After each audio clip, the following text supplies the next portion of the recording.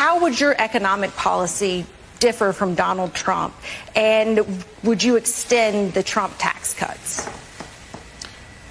Well, I also just would point out, I think the first 3 years, I think the economy was largely good under Donald Trump. I think his regulatory policy was good. I think his energy policy was good. I think his tax policy was largely good, too. Clearly, I wouldn't want to see individual tax rates go up, and so we would want to extend those. But, you know, there's kind of a narrative that's developed in conservative media that somehow, like, the all 4 years were so great. 2020 was a bad year for this country.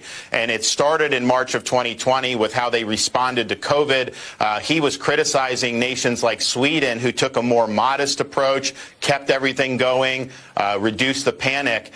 In reality, that is the approach he should have taken here. And so that COVID panic really led to not just the $2 trillion in the CARES Act, but then the $2.2 trillion in December of 2020. We never spent that much money. And people were saying at the time that somehow there wasn't going to be impacts and you didn't see inflation right away. But you don't get inflation for 18 to 20, 24 months after you see those types of events. So I think it was a combination of both Republicans and Democrats in Congress, obviously the Trump administration, and then Biden came in and did another $1.9 trillion in March of 2023. But the government induced the rising prices. That's just a fact, and both parties have their fingerprints on it. And we got to start spending money more in line with sustainability. We should not have locked in the levels of spending that we have since COVID. I don't think it's sustainable, and we've obviously added debt at a record number.